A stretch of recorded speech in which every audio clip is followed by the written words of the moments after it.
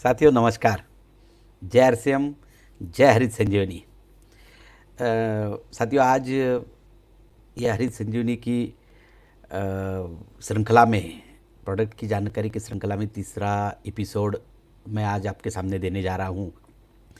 Lockdown के दरमियान unique education system ने बहुत ही सराहनीय कार्य किया है यूट्यूब ऑनलाइन के माध्यम से। आज मैं आपके सामने जो इन्फॉर्मेशन देने वाला हूँ, बहुत लोगों की डिमांड उस पर थी कि सर आप एक एक प्रोडक्ट की विस्तृत जानकारी दें। पहला जो एपिसोड हुआ था उसमें सभी प्रोडक्ट की जानकारी दी गई थी, मगर वो थोड़ी शॉर्ट में हुई थी, तो फिर काफ़ी लोगों की डिमांड आने लगी और अभी बहुत सारे लोगों की रुचि एग्रीकल्चर प्रोडक्ट के बारे में बढ़ने लगी है। तो आज हरित संजीवनी ये जो अपना ब्रांड प्रोडक्ट है, गए लगभग 11 साल से आरसीएम सिस्टम के साथ हम लोग काम करते हैं और 11 साल से ये प्रोडक्ट पूरे भारत देश में करीबन 25-26 राज्यों में इसका सेलिंग हो रहा है और 10 लाख से ज़्यादा संतुष्ट ग्राहक अपने पूरे भारत देश में हैं। और ऐसा कहते हैं कि हमारा जो संतुष्ट ग्राहक होता है वही हमारे प्रोडक्ट का सच्चा ब्रांड एम्बेसडर होता है। तो साथियों कितने सारे आज ब्रांड एम्बेसडर हरित संजीवनी के पूरे भारत देश में है, तो उसकी पूरी डिटेल जानकारी मैं आज आपके सामने रखने वाला हूँ। और खरीफ सीज़न भारत देश में जो सबसे प्रमुख 2 सीज़न होते हैं, खरीफ और रबी, उसमें से खरीफ सीज़न शुरुआत हो चुकी है और खरीफ सीज़न में महत्वपूर्ण फसल धान की फसल होती है। तो पिछले बार मैंने धान की फसल की विस्तृत जानकारी आपको दी थी और इस बार मैं आपको कपास की फसल, जो किसानों के लिए बहुत महत्वपूर्ण फसल है, कैश क्रॉप है, किसानों को बहुत अच्छा मुनाफा देने वाली फसल है, तो उस फसल के बारे में मैं आपके सामने विस्तृत जानकारी देने वाला हूँ। साथियों देखिए, अब इतने अच्छे समय पे, यानी कि खरीफ बिल्कुल शुरुआत है और आज ही सुबह न्यूज़ मैं जब सुन रहा था तो मैंने सुना कि मानसून की शुरुआत हो चुकी है। केरला में मानसून दाखिल हुआ है, तो लगभग आने वाले एक 8-10 दिनों में आधे भारत में मानसून आ जाएगा। और इस बार फोरकास्ट ने भी कहा है कि करीबन 104% बारिश होने की संभावना है। तो जैसे मानसून की संभावना अच्छी होती है तो किसान अपने खेतों में बहुत अच्छा काम करने लग जाते हैं और हमारे भारत देश की मैक्सिमम इकोनॉमी जो निर्भर करती है वो खेती पर निर्भर करती है। मानसून के ऊपर बहुत सारी इकोनॉमी डिपेंड करती है साथियों। तो इसी शुरुआत करते हैं हरित संजीवनी के प्रोडक्ट की विस्तृत जानकारी के लिए। तो मैं आपके सामने प्रेजेंटेशन स्टार्ट करने जा रहा हूँ। साथियों देखिए, भारतीय किसानों के लिए जैसे वरदान ही साबित हुआ है ये हरित संजीवनी कोई आज का प्रोडक्ट नहीं है। ये हरित संजीवनी 2009 में आरसीएम सिस्टम में लॉन्च हुआ था और अब तक कई सारे राज्यों में कई सारे लोगों ने इसे इस्तेमाल किया है। हरित संजीवनी 2 पैकिंग में ये प्रोडक्ट अवेलेबल है। एक बॉक्स है 1 एकड़ और आधे एकड़, ऐसी ये ट्रीटमेंट बनाई गई है। 750 ग्राम 1 एकड़ के लिए और 375 ग्राम आधे एकड़ के लिए, ऐसे 2 पैकिंग में अवेलेबल है। पहले तो 1 एकड़ का ही आता था और बहुत सारे लोगों की डिमांड आने लगी कि तो 6 साल पहले हमने इसे स्प्लिट कर दिया। आधे एकड़ छोटे छोटे जो किसान होते हैं उनके लिए आधे एकड़ का ये पैकेज हम लोग लेके आए हैं। तो इसमें ये बॉक्स, कई सारे लोगों ने तो बॉक्स देखा ही है। इसमें 4 पाउच निकलते हैं। तो कई सारे लोगों ने मुझे कहा कि सर ये 4 पाउच आपने क्यों डाले हैं, तो काम बढ़ जाता है। जैसे 1 नंबर ज़मीन में देना है, 2, 3, 4 का छिड़काव करना है, तो जब 3 बार छिड़काव करो, 1 बार ज़मीन में डालो तो ये हमारा लेबर कॉस्ट बढ़ता है। इसे ऐसा नहीं कर सकते क्या, एक ही पाउच बना दिया, या तो ज़मीन में डाल दिया या इसका छिड़काव कर दिया। नहीं साथियों, ऐसा नहीं हो सकता। क्यों? क्योंकि जैसे आदमी की अवस्थाएं होती है वैसे फसल की भी अवस्थाएं होती है। आदमी और फसल, इसमें कोई अंतर नहीं है। जैसे आदमी का जन्म होता है तो फसल का जन्म होता है, फिर बचपन होता है आदमी का, फिर युवा अवस्था होती है, फिर वृद्धापावस्था होती है, बुढ़ापा होता है। वैसे ही फसलों का भी होता है। फसल सिर्फ बूढ़े नहीं होते, फसल मैच्योर होते हैं, परिपक्व होते हैं। फल निकलने के बाद हम उसे निकाल देते हैं। तो उस हिसाब से अलग अलग अवस्थाओं में फसल के ऊपर ट्रीटमेंट होनी चाहिए। अलग अलग ट्रीटमेंट अगर हुई तो फसल की उत्पादन देने की क्षमता बढ़ती है। तो उस हिसाब से साथियों, हरित संजीवनी में 4 पाउच बनाए गए हैं अपनी अवस्थाओं के अनुसार। जन्म अवस्था है, बचपन अवस्था है, यौवन अवस्था है, परिपक्व अवस्था है। तो सबसे पहले किसके ऊपर ट्रीटमेंट होनी चाहिए? सबसे पहले ट्रीटमेंट होनी चाहिए जन्म अवस्था पर। क्योंकि साथियों देखिए, जब बच्चे का जन्म होता है, माँ की पेट से बच्चे का जन्म होता है, जन्म अगर अच्छा हो, बच्चे का सुदृढ़ हो, तो बच्चे की आगे की ग्रोथ भी अच्छी होती है। उसी हिसाब से पौधे का जन्म अगर अच्छा होगा तो पौधे की ग्रोथ अच्छी होगी। पौधे की ग्रोथ अगर अच्छी होगी तो उसके उत्पादन देने की क्षमता बढ़ेगी। तो पौधे का जन्म कहाँ होता है? जमीन में होता है।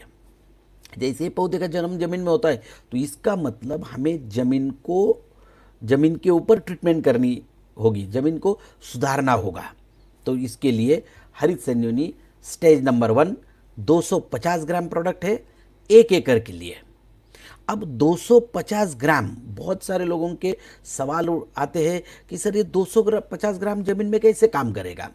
साथियों देखिए, अब जमाना है, टेक्नोलॉजी का जमाना है और समय के साथ चलने का जमाना है। जो समय के साथ नहीं चलेगा वो जीवन में सक्सेस नहीं हो पाएगा। साथियों, बड़ी बड़ी रियासतें खत्म हो गई है समय के साथ।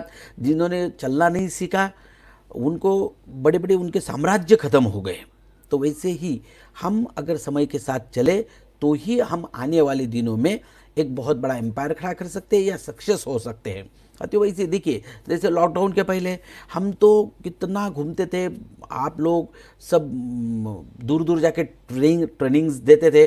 मगर जब लॉकडाउन हुआ, घूमना बंद हुआ, तो हमने तुरंत समय का सहारा लेते हुए, समय के साथ चलते हुए, टेक्नोलॉजी का साथ देते हुए आज लाखों लोगों तक इस यूट्यूब लाइव के माध्यम से हम लोग पहुंच रहे हैं। साथियों वैसे ही आज का जो ज़माना है वो टेक्नोलॉजी का ज़माना है, कॉन्सेंट्रेटेड का ज़माना है।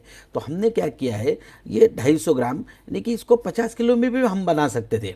मगर आज 50 किलो अगर बनाते तो ये कैरी करने के लिए आसान नहीं रहता, ट्रांसपोर्टेशन के लिए बड़ी दिक्कत आती है।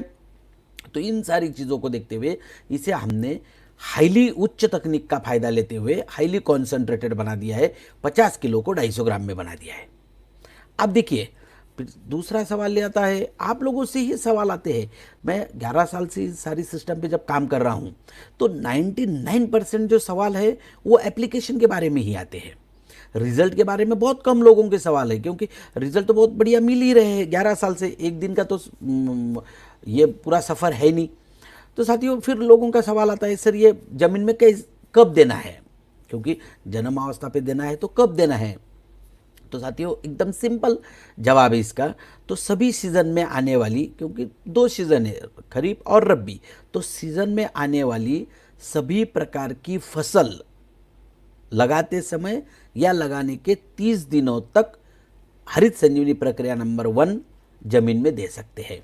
अब देखिए, कोई भी फसल, अभी इसमें फसल का नाम नहीं लिया मैंने, क्योंकि हर राज्य में, हर विभाग में, हर रीजन में अलग अलग फसलें होती है। करीबन भारत देश में सीजनेबल फसलें जो अगर आप लेंगे तो दोनों सीजन मिला के 190 से ज़्यादा फसलें होती है।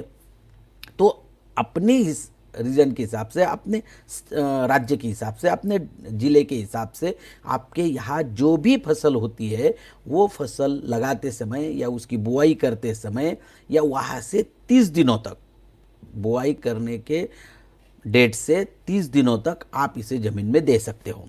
और इसमें कन्फ्यूज़न होने की ज़रूरत ही नहीं है।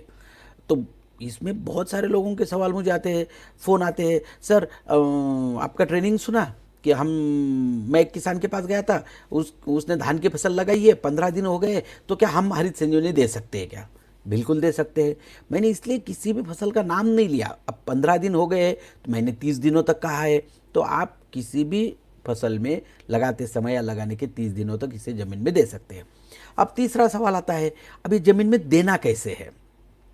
छोटी छोटी बातें हैं, क्योंकि जिन लोगों ने कभी खेती में काम नहीं किया या किसानों से बात नहीं की तो उनको थोड़ा अजीब सा लगता है। मगर साथियों एक बात ध्यान में रखें, हमारा जो एंड यूज़र है, इस प्रोडक्ट को इस्तेमाल करने वाला जो आदमी है वो किसान है। और किसान भली भांति ये सारी चीज़ों को जानता है। वो कोई पहली बार खेती नहीं कर रहा है, सदियों से युगों से खेती होती आ रही है सर। सतयुग में भी खेती होती थी, द्वापर युग में भी खेती होती थी और कलयुग में भी 7-7,500 सालों से खेती होती आ रही है। तो इसका मतलब उन्हें हमें तरीका बताने की ज़रूरत नहीं है, उन्हें सिर्फ बताना है कि भैया 250 ग्राम है 1 एकड़ में देना है। फिर भी मैं सारी चीज़ें आपको क्लियर कर रहा हूँ कैसे देना है। सिंपल है, जैसे बनाते समय हमने क्या किया है, 50 किलो को 250 ग्राम में कन्वर्ट किया है, वैसे सिंपल देते समय 250 ग्राम को 50 किलो में कन्वर्ट करना है। कैसे? तो किसी भी रासायनिक खाद के साथ मिला के दे सकते हो आप, ऑर्गेनिक खाद के साथ मिला के दे सकते हो। उसी समय कभी जैसे फसल की बुआई होती है तो उस समय ज़मीन में खाद दिया जाता है, या उसके कुछ लोग 20 दिन के बाद देते हैं, 25 दिन के बाद देते हैं।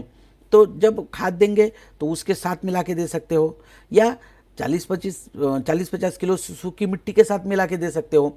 अगर खाद के साथ नहीं देना चाहते हो, या किसी किसान के पास चले गए आप, उनका ऐसे हुआ कि उन्होंने परसों ही खाद दे दिया है, तो फिर 3 दिन में दोबारा खाद तो नहीं देंगे, तो फिर वो 40-50 किलो सूखी मिट्टी के साथ मिला के दे सकते हैं। और जिनके पास ड्रिप इरिगेशन है, ड्रिप इरिगेशन के द्वारा अगर वो फसलों को पानी दे रहे हैं, वाटर सोल्यूबल फर्टिलाइजर दे रहे हैं, तो उसमें मिला के आप आराम से दे सकते हो। ड्रिप इरिगेशन द्वारा तो बहुत आसान तरीका है ये देने का।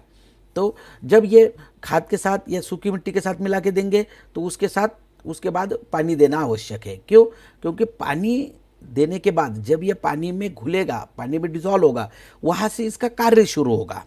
फिर कई सारे लोगों का सवाल आता है कि सर फिर स्टेज नंबर 1 जमीन में देने के बाद कितने दिनों में पानी देना आवश्यक है?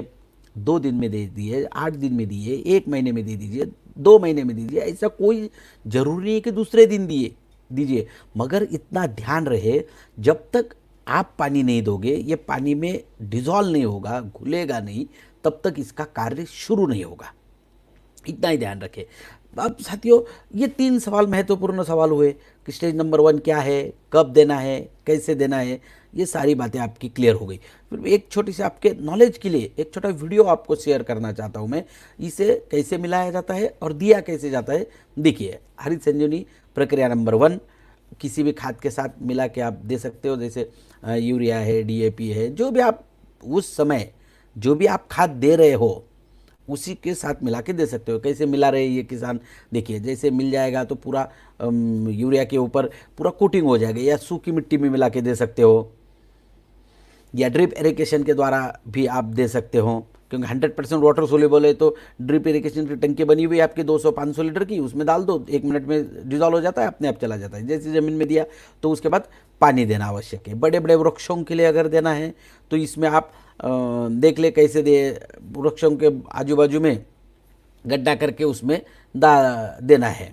तो साथियों देखिए, अब सवाल ये उठता है, चौथा महत्वपूर्ण सवाल ये है कि इसके फायदे क्या है। ये सारी चीज़ें हमें तो पता चल गई है। अब ये ज़मीन में दिया, पानी देने के बाद ये डिजॉल्व भी हुआ, अब इसके फायदे क्या होंगे ज़मीन में, तो एक एक करके मैं आपको फ़ायदा बताने वाला हूँ। सबसे पहला ये जो मेन काम जो करता है वो चिलेशन क्रिया, सोडियम मैनेजमेंट, हार्मोनल स्टिमुलेशन और बफरिंग एक्शन। तो ऐसी ये अलग अलग क्रिया है इसकी ज़मीन पे होती है। तो साथियों चिलेशन क्रिया क्या है? ये चिलेशन क्रिया, अगर आप देखोगे कि किसान या हम लोग जो ज़मीन में फसल के लिए जो अन्न तत्व देते हैं, फसल को जो 16 टाइप के अन्न द्रव्य लगते हैं, उसमें से 3 टाइप के तो वायुमंडल से मिलते हैं और 13 टाइप के अन्न द्रव्य फसल को जमीन से मिलते हैं। तो जैसे नाइट्रोजन है, कैल्शियम है, फास्फोरस है, मैग्नीशियम है, जिंक है, सल्फर है, तो ये सारे जमीन से मिलते हैं। जब ये जमीन से मिलते हैं तो जितनी मात्रा में हम लोग ये ज़मीन में दे रहे हैं, क्या उतनी मात्रा में फसल को उपलब्ध होते हैं क्या? नहीं। क्यों? क्योंकि ये सब ज़मीन के pH के ऊपर निर्भर होता है। तो ज़मीन का जैसे pH 7.5 से ज़्यादा है तो ये जमीन में जाने के बाद किसी के साथ संयोग बना लेते हैं। जैसे देखिए, जैसे अब ये कैल्शियम का फास्फोरस के साथ संयोग बन गया है, ये फेरस का फास्फोरस के साथ संयोग बन गया है। जब ये संयोग बन जाता है तो ये फसलों को आसानी से अवेलेबल नहीं हो सकते। फसल को कौन से अन्न तत्व अवेलेबल हो सकते हैं? जो सिंगल स्वरूप में है, सेपरेट स्वरूप में है और पानी में घुलनशील है। मगर जब ये संयुक्त स्वरूप में आ जाते हैं तो ये मिल नहीं सकते। अब हरित संजीवनी प्रक्रिया नंबर 1 का सबसे बड़ा फायदा ये है कि जमीन में जाने के बाद ये इस कंपाउंड को, इस संयुक्त को ब्रेक कर देता है। इन संयुक्त को ब्रेक करके, यानी कि दोनों को अलग करके, ये फसलों को उपलब्ध कराने में मदद करता है। जैसे ही आपके ये संयुक्त ब्रेक होने लगेंगे, जमीन में संयुक्त ब्रेक होने लगते हैं, यानी कि क्या हुआ? अघुलनशील तत्व पानी में घुलने लग गए हैं। जैसे ये जब संयुक्त बन जाता है तो ये अघुलनशील हो गए। अब जैसे ही चिलेशन क्रिया के द्वारा ये पानी में घुलने ब्रेक हो गए और घुलनशील बन गए, तो जमीन धीरे धीरे जमीन भुरभुरी होने लगती है। जमीन भुरभुरी क्यों होती है? हम कहते हैं कि स्टेज नंबर 1 जमीन में देने के बाद जमीन भुरभुरी होती है। तो इसका मुख्य कारण ये है कि ये संयुक्त को ब्रेक करता है, अनडिजॉल्व सॉल्वेंट को डिजॉल्व करता है, और उसमें से ये सारी चीज़ें, समझो कैल्शियम फॉस्फेट ये अलग हो गए तो कैल्शियम फसल को मिलने लग जाएगा, और अलग फॉस्फोरस है वो अलग फॉस्फोरस फसल को मिलने लग जाएगा। यानी कि जमीन में जो आज तक अनअवेलेबल न्यूट्रिएंट थे, ना मिलने वाले अन्न तत्व थे, वो फसलों को अवेलेबल होने में मदद होती है। तो साथियों, इसका सबसे बड़ा फायदा क्या होता है? हमें ऊपर से ज़्यादा फर्टिलाइज़र देने की, खाद देने की, अन्न तत्व देने की ज़रूरत नहीं पड़ती, क्योंकि ऑलरेडी ज़मीन में जो ना मिलने वाला भोजन था, अनअवेलेबल न्यूट्रिएंट थे, वो मिलने लग जाए तो ऊपर से फिर आपको ज़्यादा देने की ज़रूरत नहीं पड़ेगी। ये सबसे महत्वपूर्ण पहला फायदा होता है। फिर उस वजह से ज़मीन भुरभुरे होने लगती है, और ज़मीन भुरभुरे होने लगती है तो फसल की जड़ों की वृद्धि होने लगती है। मैं आगे की स्लाइड में दिखाने ही वाला हूँ आपको। उसके बाद सबसे महत्वपूर्ण काम क्या है? Sodium management. अब देखिए, ज़मीन में जो क्षार बनते हैं, ये जो कंपोनेंट बन जाते हैं, संयुग बनते हैं, तो ये क्षार रूप में ज़मीन में जमा रहते हैं। जब क्षार रूप में ज़मीन में जमा रहते हैं तो उस वजह से क्या होता है?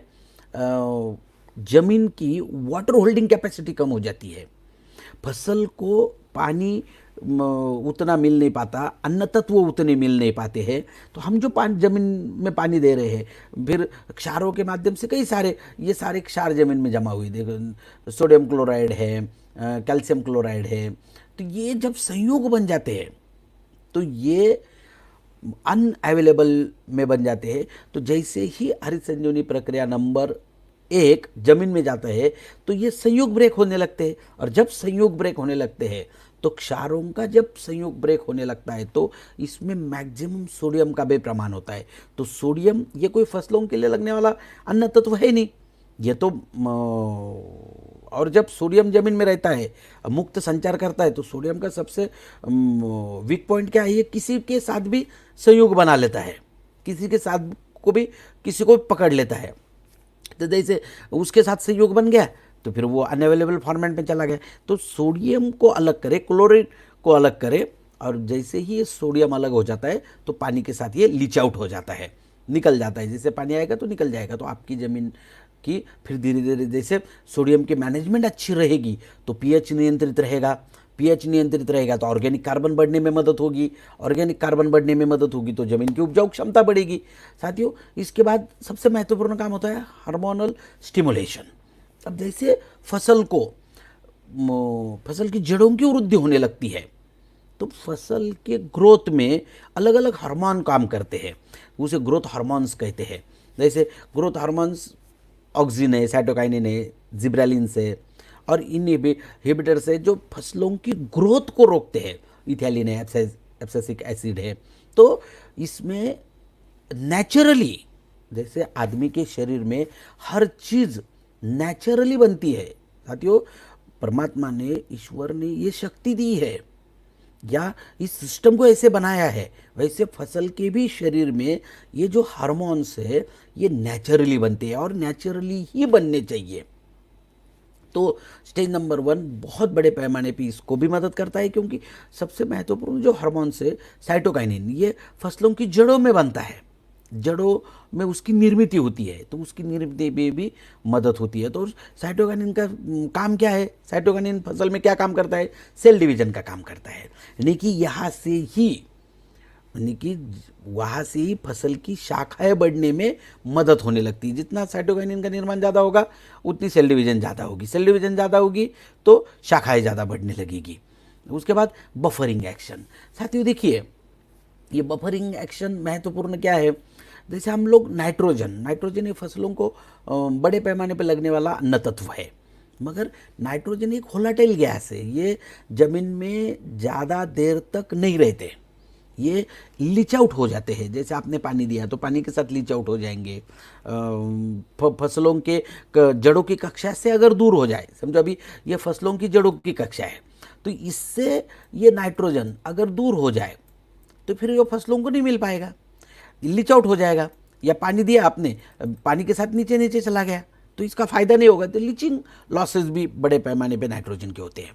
तो स्टेज नंबर 1 का मेन कार्य ये है, ये क्या करता है, इसमें प्रॉपर्टी होने के कारण ये ऐसे पदार्थों, ऐसे अन्न तत्वों को पकड़ के रखता है, नाइट्रोजन को पकड़ के रखता है। जैसे नाइट्रोजन को पकड़ के रखेगा तो ज़्यादा लीच आउट नहीं होने देगा, उसकी लीचिंग लॉसेस को कम करेगा। तो उससे भी फायदा क्या होता है आपका? जैसे अब देखिए 2 फायदे होने लग गए आपके। जैसे जमीन में जो ना मिलने वाला भोजन था, यानी कि अनअवेलेबल न्यूट्रिएंट थे, वो फसलों को मिलने लग गए, तो आपको ऊपर से थोड़ा ज़्यादा भोजन देने की आवश्यकता नहीं पड़ेगी। और जो नाइट्रोजन की लीचिंग लॉसेस अगर कम हो जाए तो आपको ज़्यादा नाइट्रोजन ऊपर से देने की ज़रूरत भी नहीं पड़ेगी। तो हम क्या कहते हैं कि अगर आप हरित संजीवनी की ट्रीटमेंट अगर इस्तेमाल कर रहे हो, या आपने हरित संजीवनी का इस्तेमाल करना शुरू किया है, तो आप जो रासायनिक खाद ज़मीनों में दे रहे हैं, केमिकल फर्टिलाइज़र दे रहे हैं, तो उसको 20% आप कम कर सकते हो एक ही बार, पहले साल 20% कम कर सकते हो, 20 से 25%, क्योंकि वैसे भी हम लोग एक्सेस फर्टिगेशन करते हैं, तो 20 से 25% फर्टिलाइज़र आप कम कर सकते हो। तो एक ही पहली बार ही कम करना है। तो साथियों, जैसे ही आप इसको कम करोगे,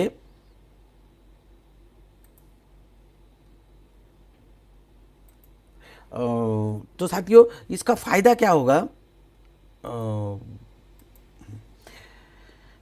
तो सबसे महत्वपूर्ण क्या है, आपकी ज़मीन में रासायनिक खाद कम जाएगा, रासायनिक खाद कम जाएंगे तो आपके पैसे बचेंगे। सबसे महत्वपूर्ण फायदा ये तो हुआ, पैसे बचेंगे, मगर उससे भी महत्वपूर्ण फायदा क्या होगा? जमीन में रासायनिक खाद कम जाएंगे तो जमीन की उपजाऊ क्षमता बढ़ने में मदद होती है। हाँ, तो देखिए, जैसे और एक छोटी छोटी बातें बताता हूँ मैं आपको।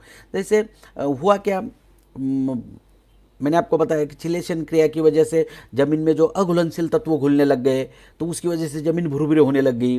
तो जैसे ज़मीन भुरभुरी होती है तो ज़मीन में फिर हवा खिलने लगती है, नमी बढ़ने लगती है, वाटर होल्डिंग कैपेसिटी बढ़ जाती है, तो उसका फायदा होता है, फसल की जड़ों की वृद्धि होती है। मैंने जो पहले आपको 4 चीज़ें बताई, चिलेशन क्रिया बताई, सोडियम मैनेजमेंट बताया, फिर हार्मोनल स्टिमुलेशन, फिर बफरिंग एक्शन, तो ये तो ज़मीन पे काम हुआ। इसका फसल पर कोई काम होता है क्या? इससे फसल को कोई फायदा होता है क्या?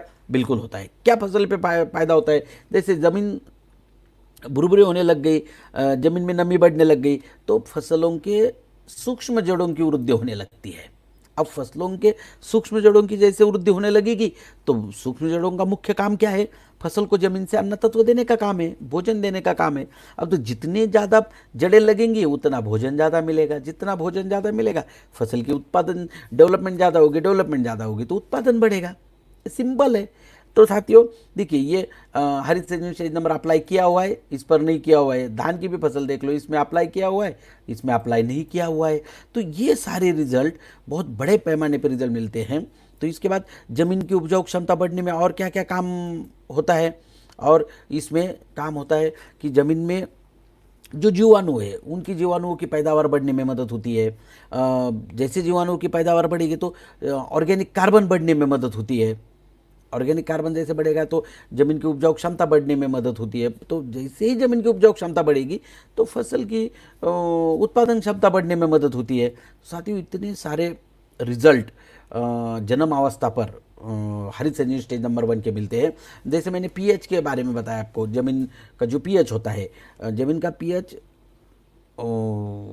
चिलेशन क्रिया की वजह से और सोडियम मैनेजमेंट की वजह से पीएच को नियंत्रित करने में बहुत बड़े पैमाने पे सहायता होती है।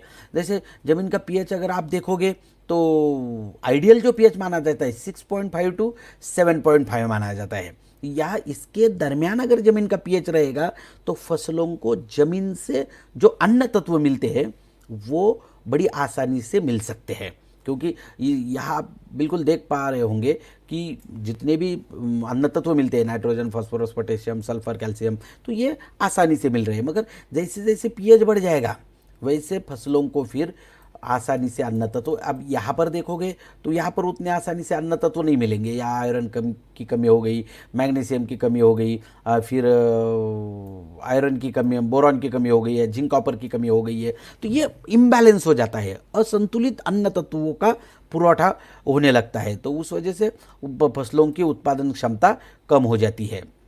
तो साथियों, ये सारी चीज़ें चिलेशन क्रिया की वजह से और सोडियम मैनेजमेंट जमीन का ठीक होने के कारण फसल की जमीन के पीएच को नियंत्रित करने में मदद होता है। और जैसे पीएच नियंत्रित होगा धीरे धीरे फिर न्यूट्रल करने में मदद होती है।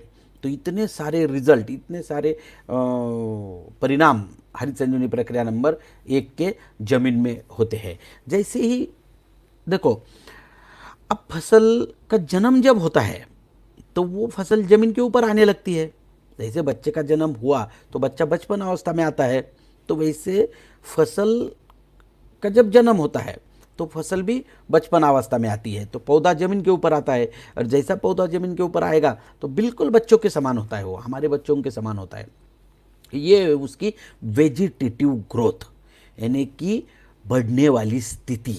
अब इस दौरान उसकी ज़रूरत क्या है या उसकी कौन से ग्रोथ होनी चाहिए? तो बचपन अवस्था में पौधे की ज़रूरत क्या है सर?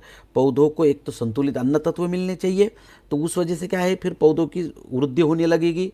पौधों की वृद्धि कैसे होनी चाहिए? संतुलित वृद्धि होनी चाहिए। और संतुलित वृद्धि के लिए ज़रूरी है संतुलित भोजन, और संतुलित भोजन के लिए ज़रूरी है कंट्रोल पावर।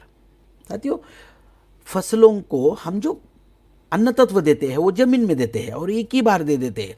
फसलों की जड़ों के कक्षा में जो अन्न तत्व आते हैं वो उसे अपटेक कर लेते हैं।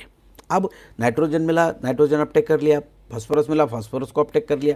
मगर जितनी मात्रा में, जितनी परसेंटेज में चाहिए या कितना चाहिए, कम ज़्यादा चाहिए, वो तो उनके दिशा के बाहर है। तो उसे कंट्रोल रखने में, इस दौरान अगर कंट्रोल रखा जाए तो बड़े पैमाने पे कार्य हो सकता है। तो इसलिए बनाया गई है हरित संजीवनी प्रक्रिया नंबर 2। 100 ग्राम पाउडर है, 1 लीटर पानी में 1 ग्राम लेना है। 100 ग्राम पाउडर का 100 लीटर घोल बनेगा। अब जैसे ही 100 लीटर घोल बनेगा तो आपको इसका छिड़काव करना है। तो जैसे कॉटन की फसल है या धान की फसल है या फिर मूंग की फसल है, जो भी फसल है और पर्याप्त मात्रा में उसे जितना पानी लगता है उसमें ये 100 ग्राम पाउडर डाल के आपको इसका छिड़काव करना है। जैसे ही इसका छिड़काव होगा तो क्या क्या काम होते हैं? सबसे पहला काम क्या होता है? फसल को संतुलित अन्न तत्व देने में मदद होती है। अब जैसे फसल को संतुलित अन्न तत्व देने में मदद होगी तो फसल की संतुलित वृद्धि होने लगती है। सबसे महत्वपूर्ण ये वेजिटेटिव ग्रोथ या बचपन अवस्था में सबसे महत्वपूर्ण काम है। जैसे मैंने आपको जन्म अवस्था में फसल के जो ग्रोथ हार्मोन्स होते हैं, फसल के वृद्धि में जो काम करते हैं अलग अलग अवस्थाओं में, तो इस अवस्था में सबसे महत्वपूर्ण रोल होता है ऑक्सिन हार्मोन का। तो ऑक्सिन नेचुरली कहाँ बनता है? फसल के टिप पर बनता है। ये पत्तों के आगे यहाँ पर ऑक्सिन की निर्मित होती है और नेचुरली होती है। और इससे नेचुरली ऑक्सीजन की निर्मित करने में होने में हरित संजीवनी स्टेज नंबर 2 का महत्वपूर्ण रोल है। तो जैसे ही ऑक्सीजन की निर्मित होगी तो ऑक्सीजन का काम क्या है, सबसे महत्वपूर्ण काम ऑक्सीजन का काम है तो प्रकाश संश्लेषण क्रिया, फोटोसिंथेसिस तेजी से होने लगता है, क्लोरोफिल काउंट बढ़ने में मदद होती है, क्लोरोफिल का प्रमाण बढ़ने में मदद होती है। क्लोरोफिल का प्रमाण बढ़ेगा, फसल की वृद्धि होने लगेगी, पत्तों का आकार बढ़ेगा, प्रकाश संश्लेषण क्रिया तेजी से होने लगेगी। और जैसे प्रकाश संश्लेषण क्रिया तेजी से होने लगेगी तो पत्तों में खाना ज़्यादा बनेगा, पत्तों में भोजन ज़्यादा बनेगा, फसल को दो तरफ से खाना मिलता है, इसे एक जमीन से मिलता है और दूसरा पत्तों में जो तैयार होता है प्रकाश संश्लेषण क्रिया की वजह से। ये दोनों तरफ का खाना महत्वपूर्ण है। दोनों तरफ का खाना अगर बैलेंस हो जाए तो फसल की आश्चर्यजनक उत्पादन क्षमता बढ़ती है और फसल की सशक्त वृद्धि होने में, जड़ों की सशक्त वृद्धि होने में मदद मिलती है। साथियों देखिए, धीरे से हर अवस्थाओं में अलग अलग स्थित्यंतर होते हैं, हर अवस्थाओं में अलग अलग ज़रूरतें होती है। जैसे आदमी की एकदम सिंपल है, आदमी की भी अलग अलग अवस्थाएं होती है। जैसे बच्चा होता है 12, 15, 20 साल का अगर बच्चा है तो उसकी देखो, उसकी अवस्था अलग है।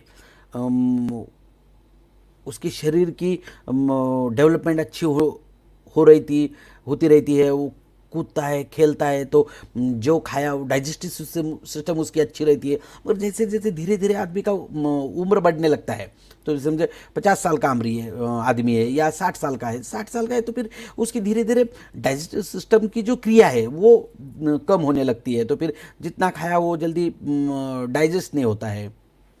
तो ऐसे ही फसलों में भी सेम स्थिति होती है साथियों। तो धीरे से हर अवस्था, जैसे अब जैसे जन्म अवस्था से हम बचपन अवस्था में आ गए, यानी कि वेजिटेटिव अवस्था में आ गए। अब वेजिटेटिव अवस्था से फसल कौन सी अवस्था में जाएगी, रिप्रोडक्टिव, यानी कि प्रजनन अवस्था। यानी कि प्रजनन अवस्था कब आती है, यौवन अवस्था, युवा अवस्था में आती है। तो वैसे ही तो प्रजनन देखो, फसल का प्रजनन हो या बच्चे का जन्म हो, सेम प्रक्रिया है। तो जैसे आदमियों में प्रजनन का अधिकार किसको है, प्रजनन लेडीज़। तो इस वजह से ये जो यौवन अवस्था की ट्रीटमेंट है वो लेडीज़ के साथ कंपैरिजन हुआ है। जैसे बचपन अवस्था का बच्चों के साथ, तो यौवन अवस्था का लेडीज़ के साथ हुआ है।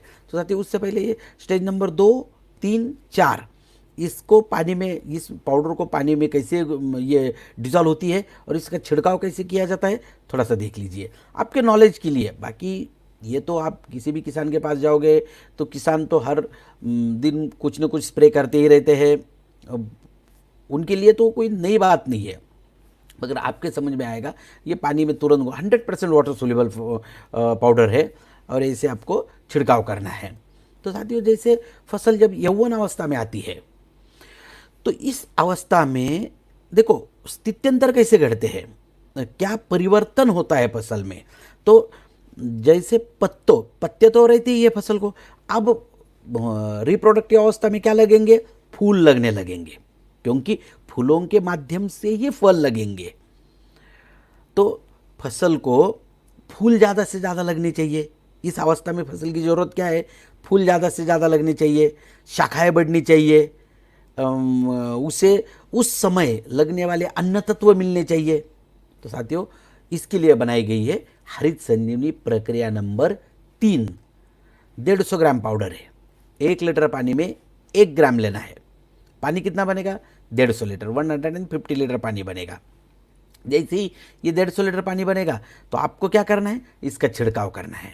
और जैसे ही आप इसका छिड़काव करोगे तो सबसे पहले, जैसे मैंने आपको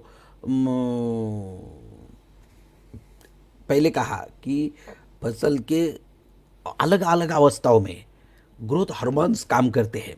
जैसे जड़ों में साइटोकाइनिन की वजह से फसल की वृद्धि होने लगती है। फिर ऑक्सीजन, बचपन अवस्था में वेजिटेटिव ग्रोथ में ऑक्सीजन की निर्मित अच्छी अगर हुई तो उस समय बहुत अच्छा फायदा होता है। वैसे रिप्रोडक्टिव ग्रोथ, प्रजनन अवस्था में साइटोकाइनिन की भी बहुत बड़ी मदद होती है।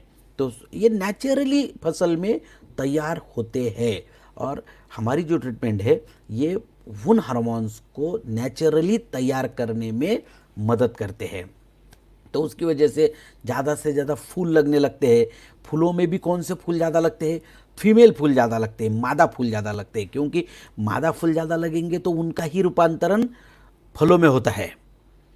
तो ज़्यादा से ज़्यादा फलों में रूपांतर, तो भी हमारा प्रोडक्शन बढ़ेगा ना। ज़्यादा से ज़्यादा फूलों, नहीं तो फूल तो बहुत लग गए मगर उनका फलों में रूपांतरण ही नहीं हुआ, तो फिर उत्पादन कैसे बढ़ेगा? उत्पादन नहीं बढ़ेगा। तो साथियों, ज़्यादा से ज़्यादा फूल लगते हैं, फूलों का रूपांतरण ज़्यादा से ज़्यादा फलों में होने लगता है उस समय। अब जैसे ये प्रजनन अवस्था बहुत महत्वपूर्ण अवस्था है साथियों। देखिए, ये औरतों के साथ इसका कंपैरिजन होता है। जैसे कोई भी औरत जब प्रेग्नेंट होती है तो 4-5 महीने के बाद देखिए उसे कुछ खाने का मन करता है, उनका शरीर डिमांड करता है।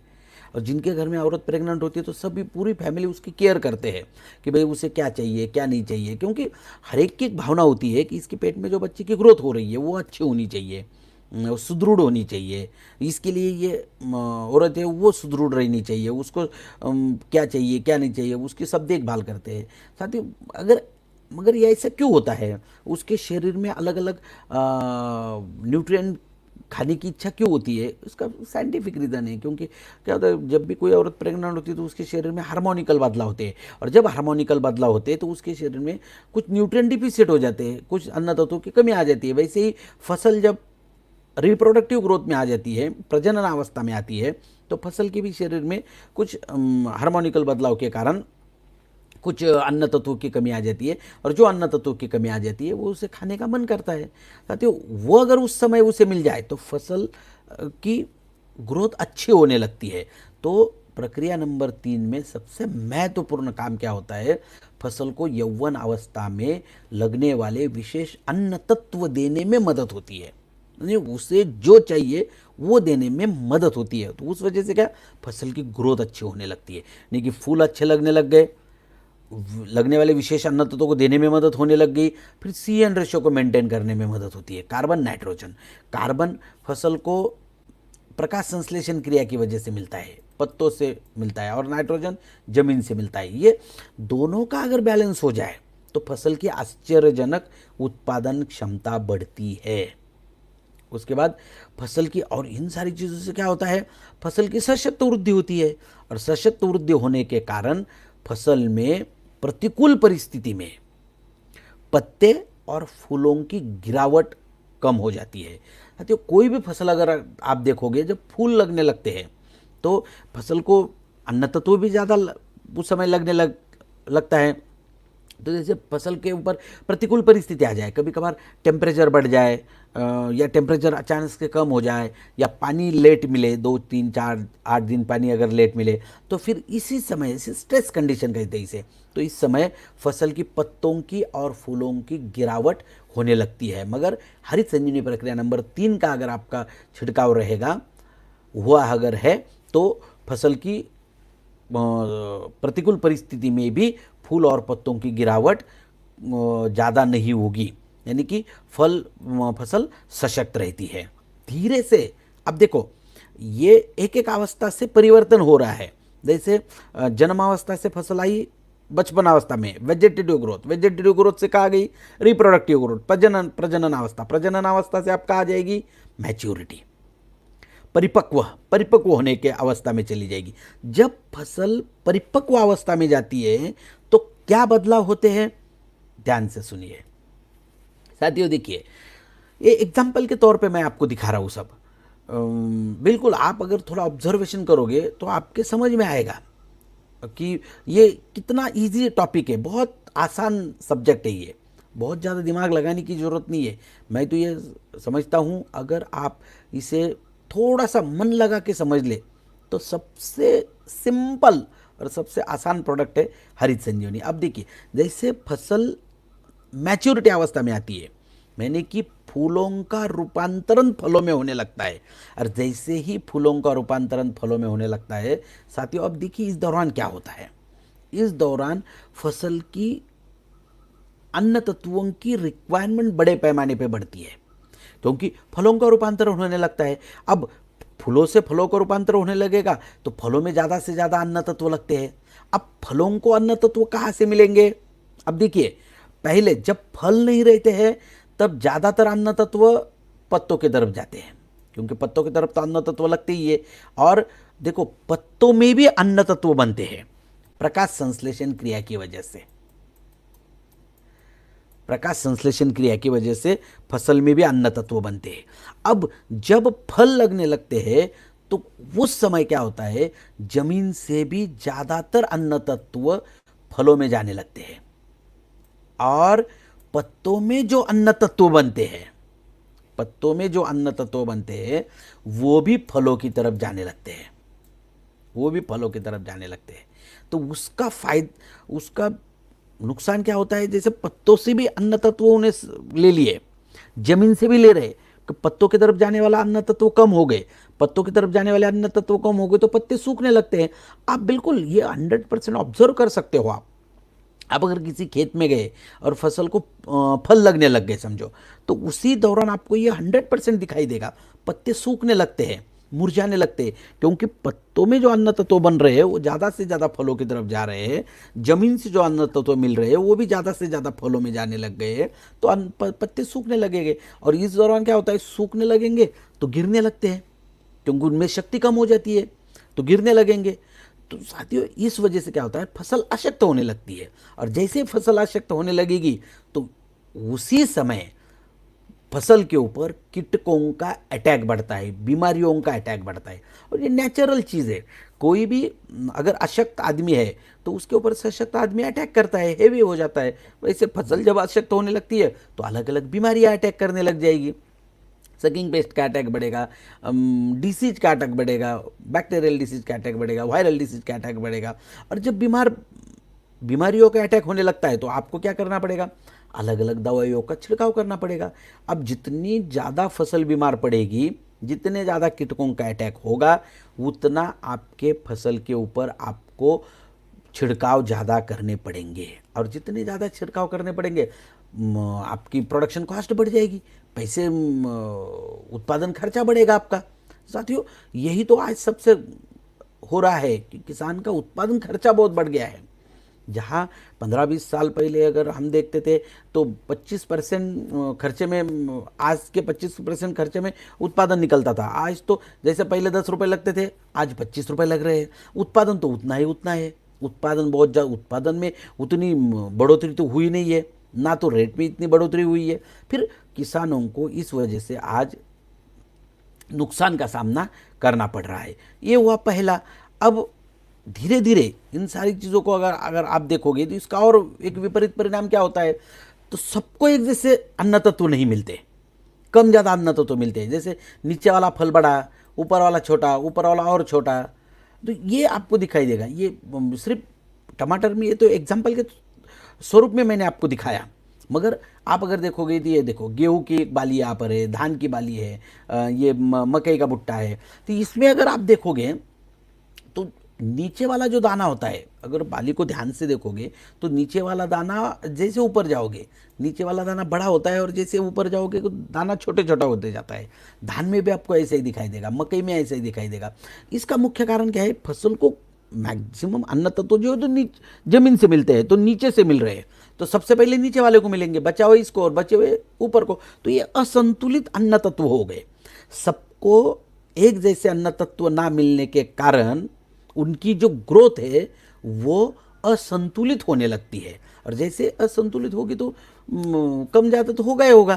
तो साथियों, इन सारी चीज़ों के लिए बहुत शानदार ट्रीटमेंट बनाई गई है, हरित संजीवनी प्रक्रिया नंबर 4। 250 ग्राम पाउडर है, 250 ग्राम 1 एकड़ के लिए। तो साथियों देखिए, 1 लीटर पानी में 1 ग्राम लेना है, पानी कितना बनेगा, 250 लीटर बनेगा। जैसे ये 250 लीटर का घोल बनेगा तो आपको इसको छिड़काव करना है। जैसे ही आपका छिड़काव हो जाएगा तो इसका काम क्या है, स्टेज नंबर 4 में फसलों की ज़रूरत क्या है। फसलों की ज़रूरत यह है सबसे महत्वपूर्ण कि फसल को संतुलित अन्न तत्व मिलने चाहिए। संतुलित अन्न तत्व से क्या होता है, फसल की संतुलित ग्रोथ होने लगती है। जैसे 4 नंबर का छिड़काव हो जाएगा आपका, तो सबसे पहला काम संतुलित अन्न तत्व, फिर पत्तों में संतुलित अन्न तत्व मिलने लग जाएंगे। पत्तों में भोजन मिलेगा तो पत्ते हरे भरे रहेंगे, पत्ते हरे भरे रहेंगे तो आगे की सब जो क्रिया है वो अच्छी रहेगी। फिर प्रकाश संश्लेषण क्रिया अच्छी रहेगी, पत्तों में खाना जा अच्छा बनेगा, उसे कहते हैं कार्बोहाइड्रेट मेटाबॉलिज्म। पत्तों में कार्बोहाइड्रेट्स बनते हैं, कार्बोहाइड्रेट्स का रूपांतर फिर शुगर में होता है। जैसे फल लगने लगते हैं तो वो कार्बोहाइड्रेट्स ट्रांसपोर्ट करके शुगर सिंथेसिस होके फलों में चला जाता है और फिर फलों की ग्रोथ होने लगती है। अब देखो कुछ समय के बाद, जैसे आप कोई भी फल अगर खाओगे, शुरू में अगर खाएंगे तो खट्टा लगता है, टेस्ट नहीं लगती, मगर जब वो पकने लगता है तो वो फिर धीरे धीरे मीठा होने लगता है। मीठा क्यों होता है? पत्तों से फिर शुगर का ट्रांसलोकेशन होके फलों में चला जाता है, शुगर की निर्मित होने लगती है। तो साथियों, स्टेज नंबर 4 की छिड़काव के बाद इन सारी चीज़ों को गति मिलती है, संतुलित अन्न तत्व मिलते हैं, पत्ते हरे भरे रहते हैं। पत्ते हरे भरे रहते हैं तो फसल सशक्त रहती है। फसल सशक्त रहने के कारण फसल पर आपके कीटकों का, बीमारियों का अटैक कम होता है। फलों में क्या है, फलों को ज़्यादा से ज़्यादा पत्तों की तरफ से कार्बोहाइड्रेट्स और शुगर मिलने के कारण फलों का आकार, फलों की साइज, वजन, उसमें टेस्ट वो अच्छी रहती है, यानी कि क्वालिटी, क्वांटिटी, टेस्ट ये अच्छी रहेगी। फलों का सेल्फ लाइफ बढ़ेगा।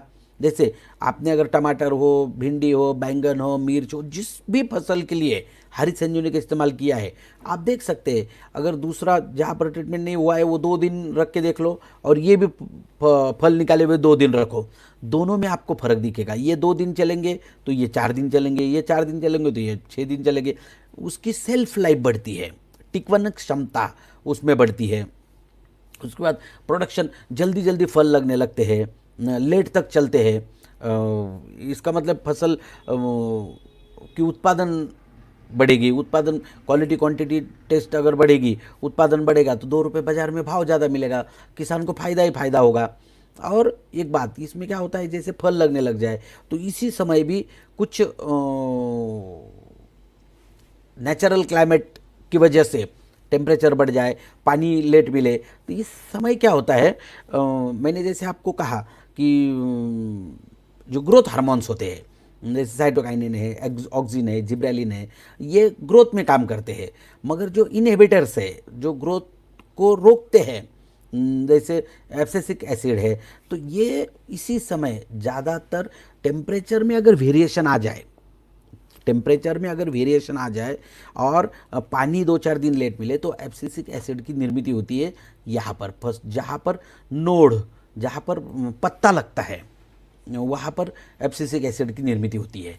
तो ये जब एब्सिसिक एसिड की निर्मित हो जाए तो ये क्या करता है, फसल को जो अन्न तत्व मिल रहे हैं जमीन से वो आगे जाने ही नहीं देगा।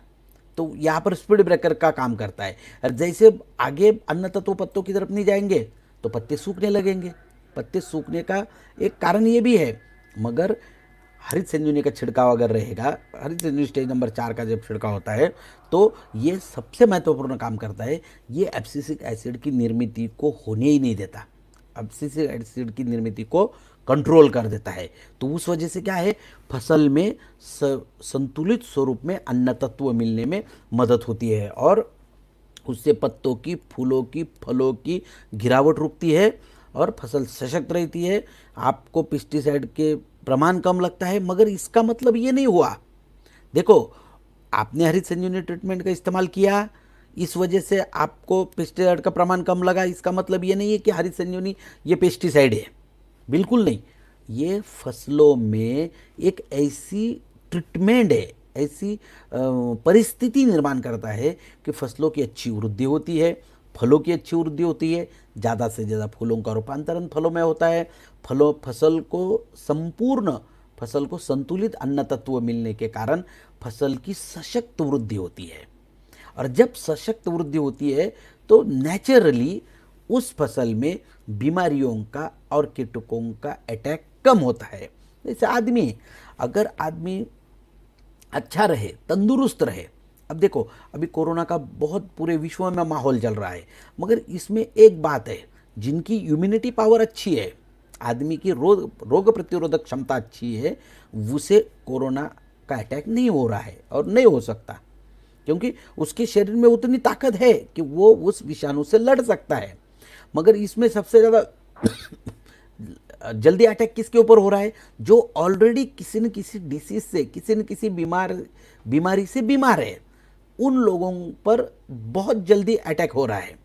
तो वैसे ही फसल में भी होता है साथियों, फसल भी आदमी के जैसी ही होती है। तो जैसे फसल अगर सशक्त रहेगी तो ज़्यादातर बीमारियों का अटैक नहीं होगा, बीमारी को अटैक नहीं होगा, तो हम फिर फालतू में क्यों थोड़ी ना उसके ऊपर छिड़काव करेंगे। हम ऐसे थोड़ी करते हैं कि भाई मैं बीमार नहीं हूँ, मगर मुझे 6 महीने के बाद बुखार आने वाला है तो मैं आज से ही गोलियां खाने लग जाता हूँ। ऐसे होता है क्या? नहीं, हम फालतू में कभी गोलियां नहीं खाते, दवा कभी नहीं खाते। वैसे ही हम फसलों के ऊपर अगर बीमारी नहीं आएगी, कीटक नहीं आएंगे, तो हम फालतू में उसके ऊपर छिड़काव नहीं करेंगे। नहीं करेंगे तो पैसे बचेंगे, यानी कि सेविंग होगी। तो साथियों, ये सबसे महत्वपूर्ण काम हरित संजीवनी की स्टेज नंबर 4 करता है और किसानों का फायदा ही होता है। ये जो फसल निकलेगी ये 100% हाइजीनिक रहेगी, इसमें हाई रिच न्यूट्रिएंट रहेंगे। क्योंकि देखो, हमें जो न्यूट्रिएंट लगते हैं, हमें भी, हमारे शरीर को भी सोडियम चाहिए, मैग्नीशियम चाहिए, जिंक चाहिए, हमारे शरीर को भी लगता है ना। मगर हमारे शरीर को ये हम लोग कैसे लेते हैं? हमने कभी ऐसा खाया क्या कि नहीं भाई आज मैं नाइट्रोजन खा रहा हूँ, मैं मैग्नीशियम खा रहा हूँ? नहीं, हमारे शरीर में वो एक सिस्टम है, हम जो खाना खाते हैं उस खाने से जो चाहिए वो शरीर एक्सट्रैक्ट कर लेता है। मगर फसलों को डायरेक्ट स्वरूप में खाना लगता है, फसलों को डायरेक्ट स्वरूप में खाना लगता है, हमें डायरेक्ट नाइट्रोजन देना पड़ता है, डायरेक्ट फॉस्फोरस देना पड़ता है। तो जितना फसल में वो अच्छे तरीके से न्यूट्रिएंट रहेंगे तो हमारे शरीर को भी अच्छे मिलेंगे। तो साथियों, ये हाइजीनिक खाना है, हमारे शरीर के लिए रिच न्यूट्रिएंट बेस्ड खाना बनेगा। और जब मार्केट में लेके जाओगे तो 2 रुपये भाव भी ज़्यादा मिलेगा, यानी कि किसान का फ़ायदा ही फ़ायदा होगा। साथियों, इतने सारे रिजल्ट, इतनी सारी कार्य हरित संजीवनी स्टेज नंबर 1, 2, 3, 4, जन्मावस्था, वेजिटेटिव ग्रोथ, रिप्रोडक्टिव ग्रोथ और मैच्योरिटी अवस्था। तो ऐसी ये 4 अवस्थाएं हैं और आपको अलग अलग ही देना है। और जब ये आप अलग अलग देंगे तो इसके फायदे भी बहुत अच्छे मिलेंगे आपको। सही समय पे देना है, थोड़े 1-2-4 दिन इधर उधर हो जाए तो कोई तकलीफ वाली बात नहीं है, इतना कोई डरने वाली बात नहीं है। तो इसमें थोड़े निर्देश क्या देखना है, तो कुछ लोग मैं 11 साल से ये सारी सिस्टम देख रहा हूँ, तो कई सारे लोगों को रिज़ल्ट, बहुत शानदार रिज़ल्ट मिले। मुझे कई सारे फ़ोन्स आते हैं सवालों के, व्हाट्सएप पे कंटिन्यूस फ़ोटो आते रहते हैं। कुछ लोग रिज़ल्ट नहीं आए वो भी फ़ोटो डालते हैं, कुछ लोग रिज़ल्ट आने के तो बहुत सारे फ़ोटो, हज़ारों फ़ोटो मेरे पास है। तो इसके कुछ निर्देश है क्या, कुछ इसकी क्या ध्यान देने लायक क्या बातें हैं? तो थोड़ा सा एक बात है, इसमें मैंने कई लोगों को ऐसे देखा है कि स्टेज नंबर 1, 2, 3, 4 हमने तो समझाया, हमारे डिस्ट्रीब्यूटर ने समझाया। अब अभी आप जो भी मुझे लाइव देख रहे हैं या सुन रहे हैं, इसमें हरित संजीवनी इस्तेमाल करने वाले होंगे, आरसीएम के डिस्ट्रीब्यूटर है सब लोग, कुछ किसान होंगे कि जो इस प्रोडक्ट को इस्तेमाल कर रहे हैं। आज दोनों लोगों के लिए फ़ायदेमंद सेशन है, जो बेचने वाला है उसके लिए भी और जो इस्तेमाल करने वाला है उसके लिए ये सारी जानकारी महत्वपूर्ण है। क्या होता है कि मैंने आपको ये बॉक्स दे दिया और स्टेज नंबर 1, 2, 3, 4 कहा कि भाई ये स्टेज नंबर 1 ज़मीन में देना है और 2, 3, 4 का छिड़काव करना है। तो आपने भी वो बॉक्स लिया और आपके जो भी मजदूर है उसको दे दिया कि भाई ये बॉक्स है, इसको आप छिड़काव कर दो। तो उसे कभी कभार लैक ऑफ नॉलेज या कम्युनिकेशन, ठीक तरीके से कम्युनिकेशन ना होने के कारण बहुत कभी कभी गलत फहमियाँ लोगों में फैल जाती है कि भाई ये बॉक्स दे दिया, ये इसका इस्तेमाल कर लो। अब उसे ये पता नहीं था कि 1 नंबर ज़मीन में देना था या छिड़काव करना था। फिर उसने पकड़ा, दोनों तीनों को एक साथ मिलाया, ज़मीन में डाल दिया, या दोनों तीनों को एक साथ मिलाया, छिड़काव कर दिया। ऐसा नहीं होना चाहिए। हर पाउच के ऊपर बिल्कुल हिंदी और इंग्लिश दोनों लैंग्वेज में लिखा गया है कि 1 नंबर ज़मीन में ही देना है, उसका छिड़काव बिल्कुल ना करे। उसका वो कोई फ़ायदा ही नहीं होगा, क्योंकि स्टेज नंबर 1 ज़मीन के लिए है, ये फसल के लिए बिल्कुल काम नहीं करता।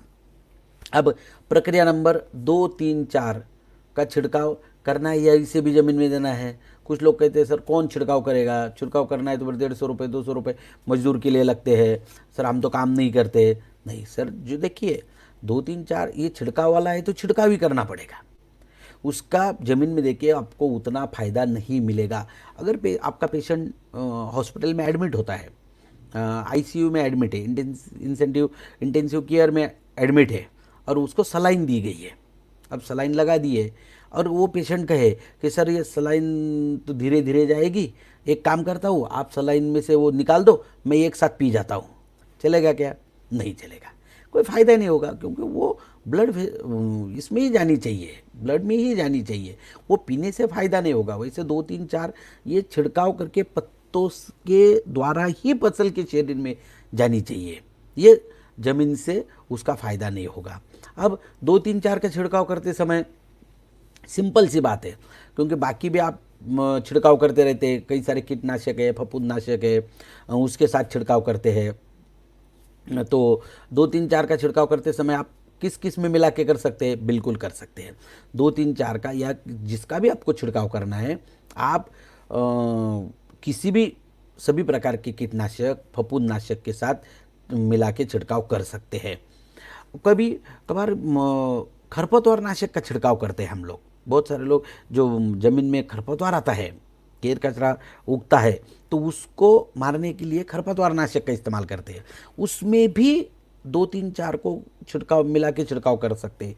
क्या होता है देखिए, जैसे हम लोग समझो कपास की फसल है या धान की फसल है, जिसमें जो भी फसल है उसमें आप खरपतवार का छिड़काव करते हैं।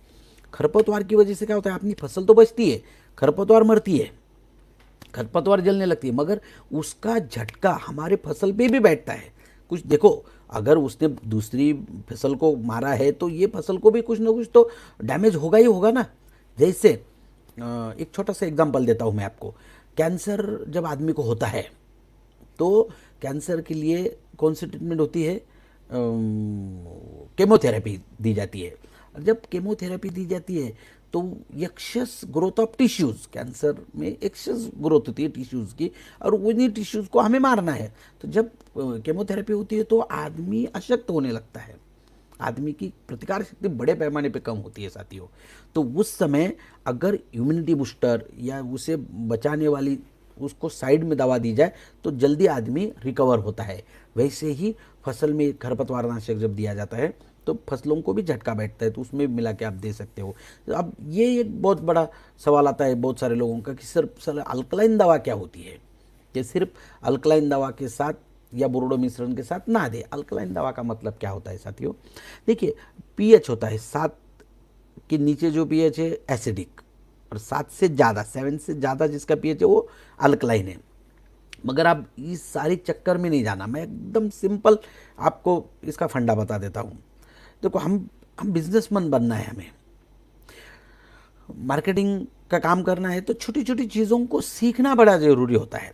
अब ये समझो आपको हरित संजीवनी स्टेज नंबर 3 का आपको छिड़काव करना है, और उसी समय आपको ये समझ लो XYZ इस कीटनाशक को मिला के छिड़काव करना है, मगर आपको मालूम नहीं है ये कौन सा है, ये अल्कलाइन है या एसिडिक है, कुछ भी मालूम नहीं, और आपको मिला के करना है। अब मुझे भी आप फ़ोन करोगे तो मैं क्या बता पाऊँगा? नहीं, सिंपल तरीका बता देता हूँ मैं आपको। 1 लीटर का एक मग लेने का, उसमें 1 लीटर पानी लेने का, उसमें 2 ग्राम हरित संजीवनी डाल दो, और जो भी दवा मिला के आपको छिड़काव करना है उसको 2 ml डाल दो। पाउडर फॉर्म में है तो 2 ग्राम डाल दो, लिक्विड फॉर्म में है तो 2 ml डाल दो, और उसको घुला लो। देखो, जैसे ही पहले हरित संजीवनी का घोल कर लोगे, हरित संजीवनी तो 100% वाटर सोल्यूबल है, 2 ग्राम 1 लीटर में बिल्कुल डिजॉल्व हो जाएगा। उसके बाद जो डालोगे आप 2 ml, तो उसमें अगर वो अल्कलाइन है, उसका अगर pH 7 से ऊपर है, तो जैसे ही डालोगे तो फट जाएगा। आपने दूध, फटा हुआ दूध देखा है क्या? दूध में अगर आप नींबू निचोड़ दो, नींबू डाल दो, तो दूध कैसे फट जाता है? प्रेसिपेट हो जाता है। वैसे अगर हो गया तो नहीं चलेगा, अगर एक साथ घुल गया ओके चलेगा। सिंपल है, उसे कहते हैं जार टेस्ट, बहुत सिंपल है।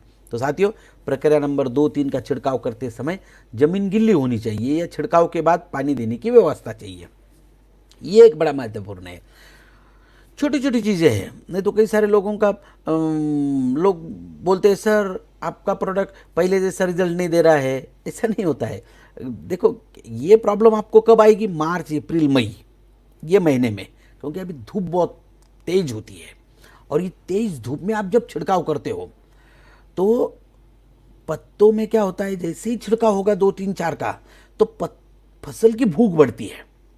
फसल को भूख लगती है, फसल को अन्न तत्व चाहिए। फसल को अन्न तत्व कहाँ से मिलेंगे, जमीन से मिलेंगे।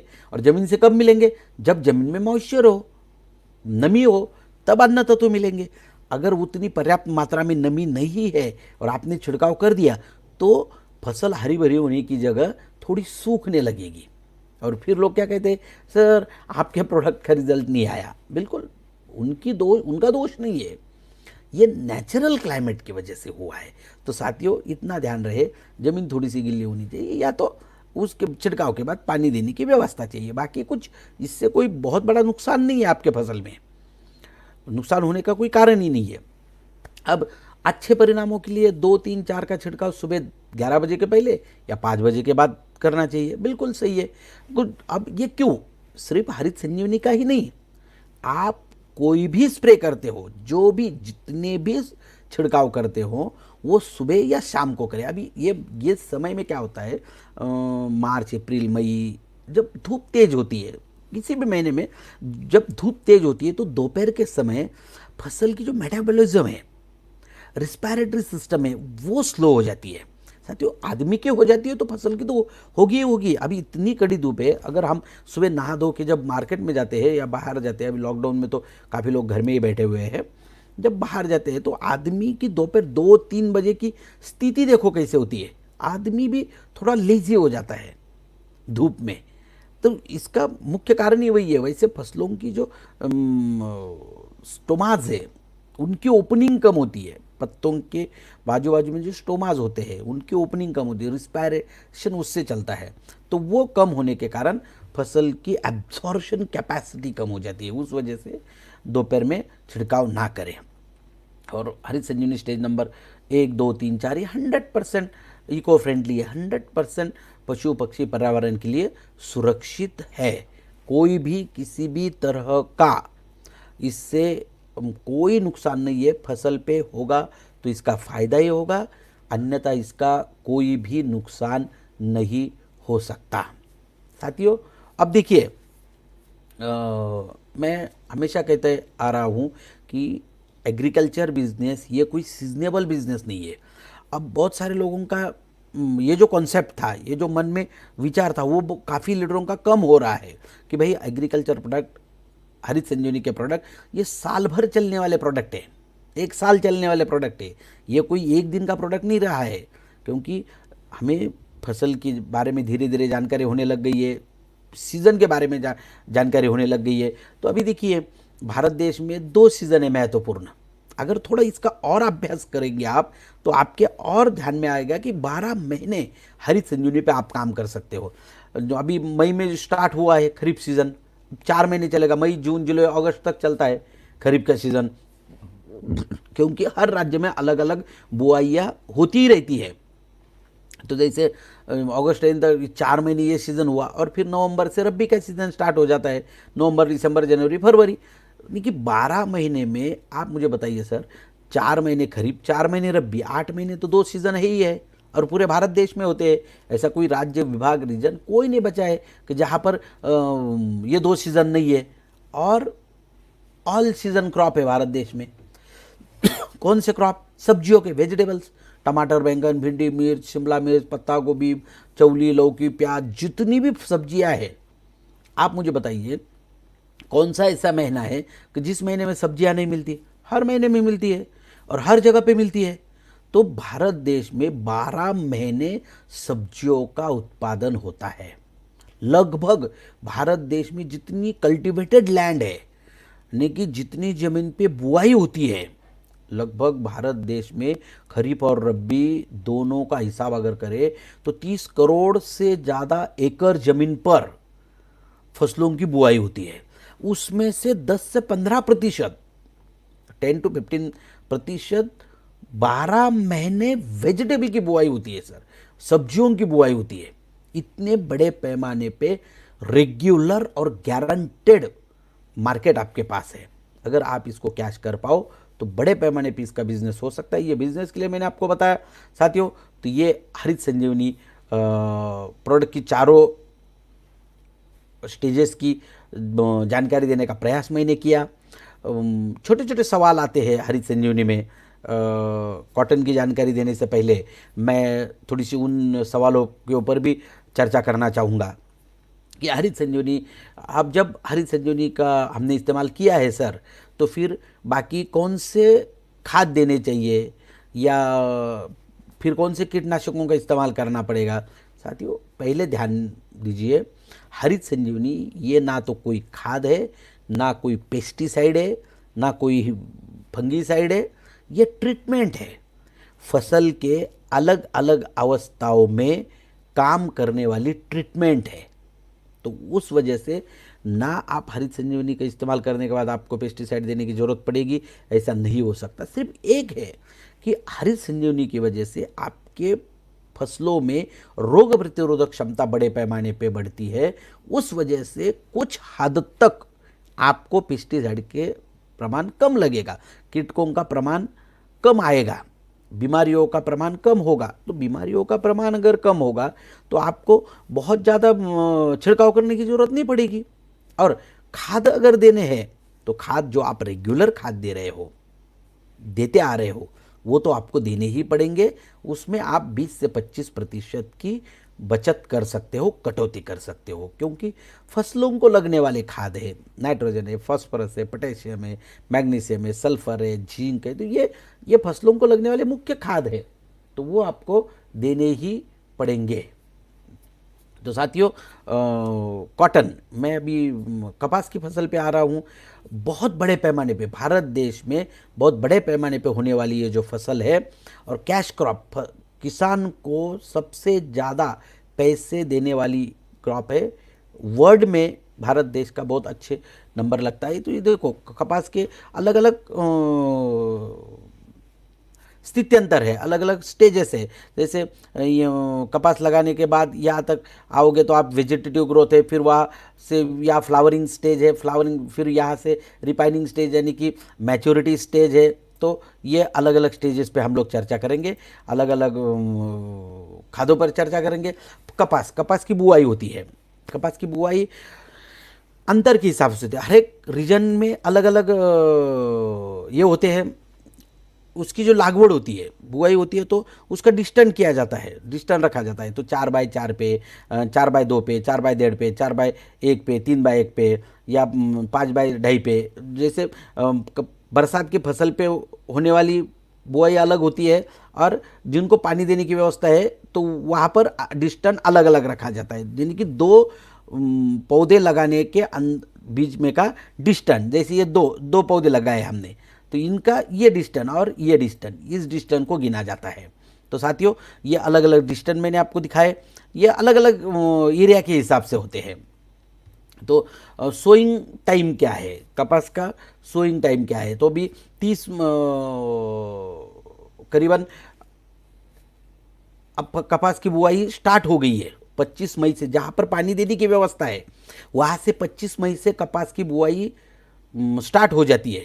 और जो पानी के भरोसे पे है तो बरसात जब आएगी, उचित तो मॉइस्चराइज ज़मीन में आ जाएगा तो आगे बुआई होगी।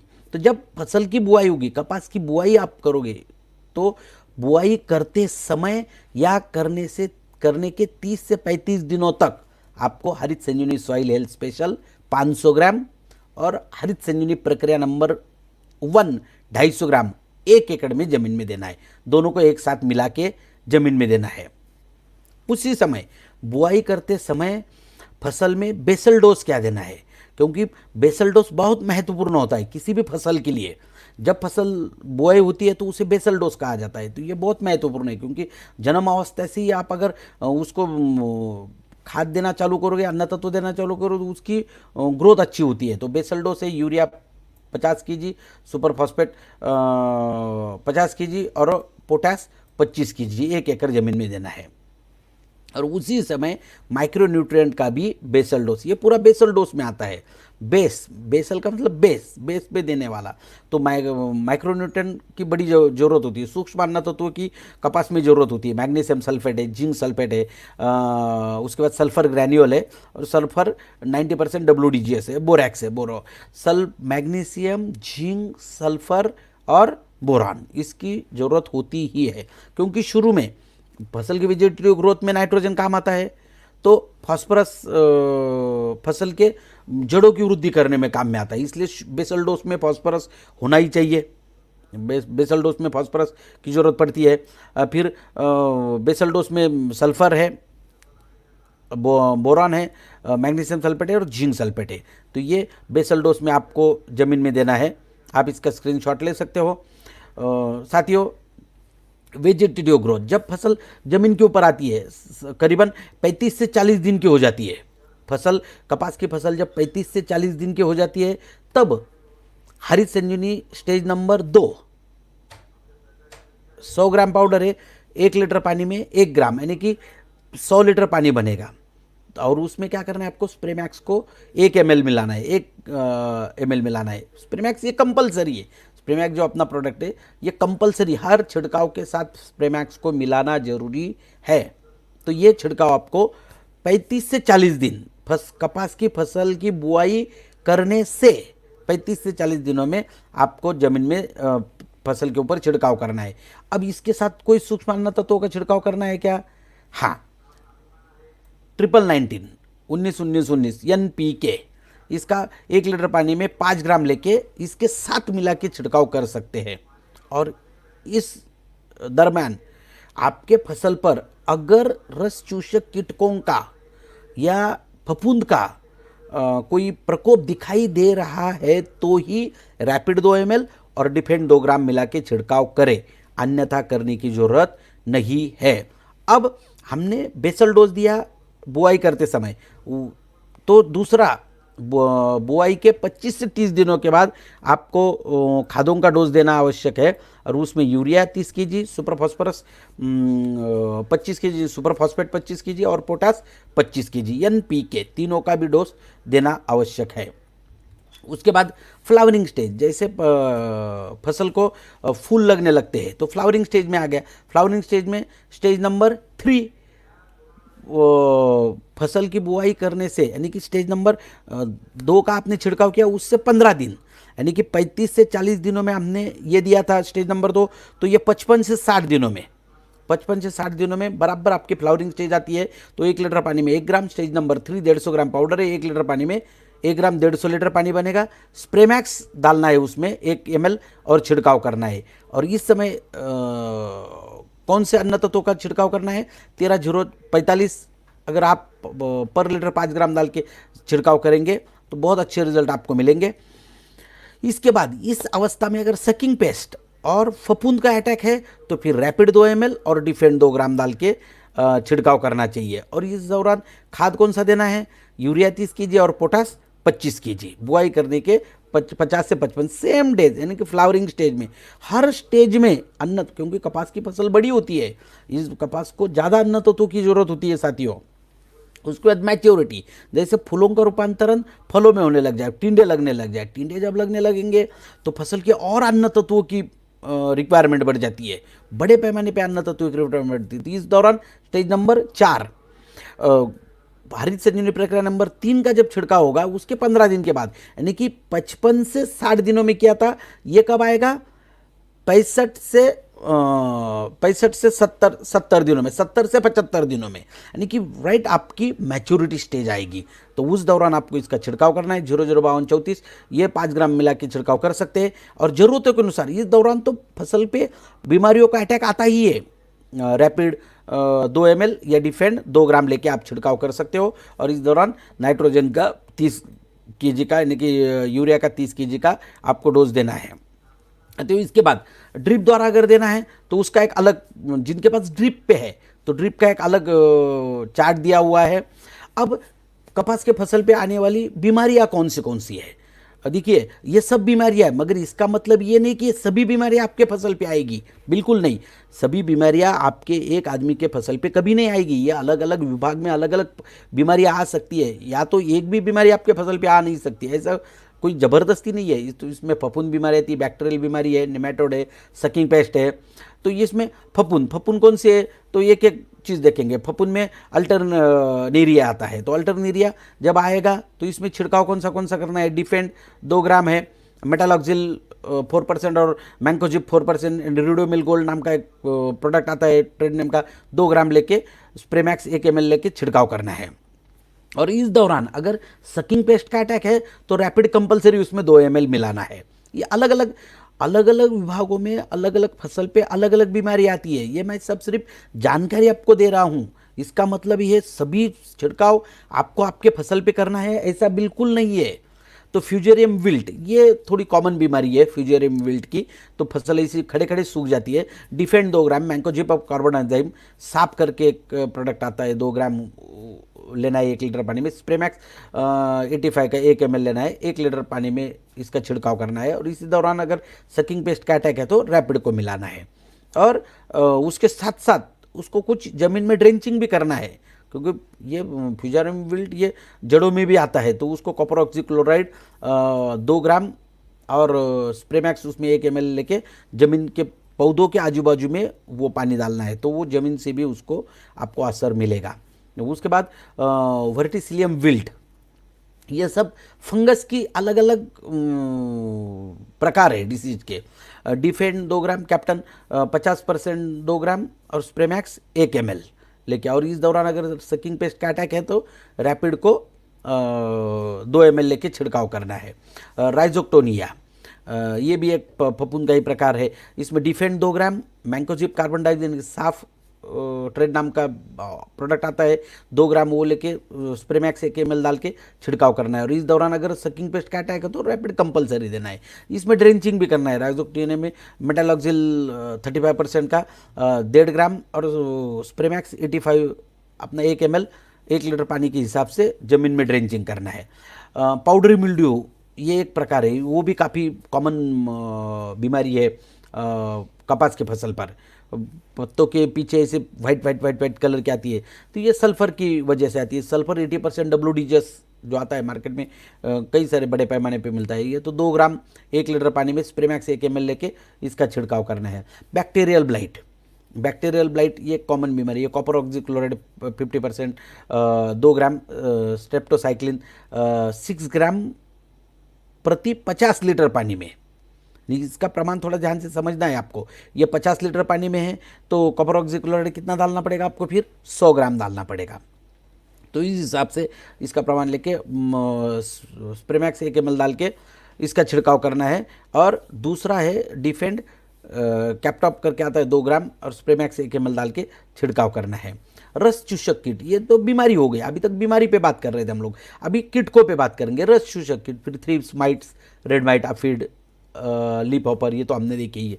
इसके लिए बहुत शानदार प्रोडक्ट है रैपिड 2 ml, स्प्रेमैक्स 85 1 ml लेके इसको छिड़काव करना है। इस दौरान अगर फफूंद का प्रकोप है तो डिफेंड 2 ग्राम मिला के उसमें छिड़काव करना है। उसमें अमेरिकन बोलवर्म आता है, बहुत बड़े पैमाने पे आने वाली ये कीट है। तो डेल्टा में 3 1 ml, स्प्रेमैक्स 85 1 ml लेके इसको छिड़काव करना है। या कॉटन पिंक बोलवर्म आता है, उसके लिए फ्रिप्रोनिल तो 2 ml, स्प्रेमैक्स 85 1 ml लेके छिड़काव करना है। अगर इसी दौरान फफूंद का अटैक है तो 2 ग्राम डिफेंड को डाल के छिड़काव करना है। टोबैको कैटरपिलर, ये इल्ली आती है, बहुत सारे लोग कहते हैं हमारे फसल पर इल्ली आ गई, पत्तों को खाने वाली इल्ली होती है। इमामेक्टिन बेंजाइट 1 ml, नुआन 1 ml और स्प्रेमैक्स 1 ml लेके छिड़काव करना है। ड्रेंचिंग निमेटोड, फसल जड़ों में गांठें आ जाती है तो ड्रेंचिंग के लिए ट्राइकोडर्मा है, सूडोमोनास, पैसिलोमाइसिन, गुड़, छाछ, ये पूरा 200 लीटर पानी में उसका द्रावण करके जड़ों में डालना है। तो काफ़ी अच्छे हद तक निमेटोड पे इसका फ़ायदा होता है। साथियों मिलीबग ये इसे महाराष्ट्र में पिठिया ढिकून भी कहते हैं। तो ये बड़े पैमाने पे आता है। इसमें नुआन 3 ml, स्प्रेमैक्स 2 ml लेना है। स्प्रेमैक्स का थोड़ा ज़्यादा इस्तेमाल करना पड़ता है। इसे हर जगह पे 1 ml बोला है, मगर यहाँ 2 ml, क्योंकि इस कीटक के ऊपर एक वाइट कलर का आवरण होता है। जब तक वो आवरण नहीं निकलेगा तब तक इस कीटक के ऊपर किसी भी कीटनाशक का फायदा नहीं हो सकता। तो स्प्रेमैक्स क्या करता है, थोड़ा ज़्यादा स्प्रेमैक्स लेंगे तो जल्दी से जल्दी इसके ऊपर जो आवरण होता है उस आवरण को छेद देता है, डिजॉल्व कर देता है। उस वजह से रिजल्ट आपको बहुत अच्छे मिलेंगे। लाल पत्ती यानी कि महाराष्ट्र में इसको लालिया भी कहते हैं। तो ये कोई एक्चुअली ये डिसीज है ही नहीं। तो ये माइक्रोन्यूट्रिएंट डिफिशियंसी है, मैग्नीशियम की डिफिशियंसी की वजह से होता है, न्यूट्रिएंट डिफिशियंसी की वजह से होता है। अगर अन्य तत्वों की अच्छी तरह से देखभाल रही तो आपके पत्ते लाल नहीं पड़ेंगे। और ये लाल कब पड़ते हैं, जब टिंडे लगने लगते हैं तब लाल, क्योंकि टिंडे पूरे अन्य तत्वों को एब्जॉर्ब कर लेते हैं तो पत्ते लाल होने लग जाते हैं साथियों। तो हरित संजीवनी हरित संजीवनी फ्रूट स्पेशल, इस समय आपके हरित संजीवनी का ट्रीटमेंट ख़त्म, ये मैक्सिमम 70-80 दिनों के बाद ही आपको ये फसलों में ऐसे स्थित्यंतर दिखेंगे। तो साथियों फ्रूट स्पेशल एक बहुत बेहतरीन प्रोडक्ट आता है अपना। तो 2 ग्राम मैग्नीशियम सल्फेट 5 ग्राम 5 ग्राम स्प्रेमैक्स 1 ml लेके छिड़काव करें तो बहुत अच्छे पैमाने पे इस पे आपको फ़ायदा होगा। साथियों ये जो सारी सिफारिश हमने दी है खादों की और पेस्टिसाइड की, तो ये कोई प्रमाण नहीं है। ये हमने कई सारे फील्ड ट्रायल्स लिए हैं, अलग अलग किसानों के अनुभवों से और अच्छे अच्छे कृषि विश्वविद्यालयों के अनुभव से ये ट्रीटमेंट दी गई है। ये रीजन वाइज, स्टेट वाइज इसमें अलग अलग प्रकार हो सकते हैं। हर एक को इतना ही लगेगा ऐसा नहीं है, अपने ज़मीन के हिसाब से ये अलग अलग हो सकते हैं। स्टैंडर्ड फॉर्मेट देने का हमने प्रयास किया है साथियों। तो इसी के साथ बहुत थोड़ा समय जब मैंने ज़्यादा ले लिया है तो एक छोटा सा सिर्फ आपको एक कॉम्बो पैक दिखाता हूँ मैं कि आपको कॉटन की फसल के लिए कैसे कॉम्बो पैक बना के देना है। तो 1 एकड़ के लिए एक हरित संजीवनी का बॉक्स जाएगा, स्प्रेमैक्स की 1 बोतल जाएगी 500 ml की, रैपिड मिनिमम 2 बोतल लगेंगी और डिफेंड के 3 पाउच लगेंगे। तो अगर आप इतना एक कॉम्बो पैक बना के देंगे तो 6,650 रुपये का ये MRP पे एक किसान को आपको ये पूरा पैक जाएगा। तो इसमें आपको ये 6,650 रुपये बहुत ज़्यादा लगेंगे, मगर सर इससे आपके बहुत सारे पैसे बचने वाले हैं और उत्पादन में बहुत अच्छी बढ़ोतरी होने वाली है। तो साथियों आज इसी के साथ मैं आपको एक नया विचार और नया विषय के माध्यम से अवगत किया है, हरित संजीवनी की डिटेल जानकारी और कॉटन फसल की। और आज ही तैयार हो जाइए, कोशिश करने वालों की हार नहीं होती। साथियों बरसात होने वाली है, लोग अभी बाहर निकल रहे हैं, सब लोग बाहर काम करने निकल चुके हैं। और अगले महीने से यानी कि ये 1 जून से, आज 1 जून है, बहुत अच्छा समय, बहुत बड़े पैमाने पे डिमांड बढ़ने वाली है। कई लोगों को प्रोडक्ट मिलने वाले नहीं है क्योंकि बहुत हेवी डिमांड आ रही है। तो आप तुरंत तैयार हो जाइए, नज़दीकी पिकअप सेंटर पे डेपोज में ऑर्डर कीजिए और अपने प्रोडक्ट को आज ही बुक करा के कंफर्म कर लीजिए। तो आपका बिजनेस बढ़ने में आपको बहुत आसानी होगी। साथियों आपका बिजनेस बढ़े, आपको प्रोडक्ट वक्त पे मिले, यही ईश्वर के चरणों में प्रार्थना करता हूँ और मेरे विचार यही खत्म करता हूँ। धन्यवाद, थैंक यू। जय हरित, जय हरित संजीवनी। मिट्टी का प्राण है ये, देश की शान है हरित संजीवनी। लाए हरित संजीवनी, पाए हरित संजीवनी, लाए हरित संजीवनी, पाए हरित संजीवनी।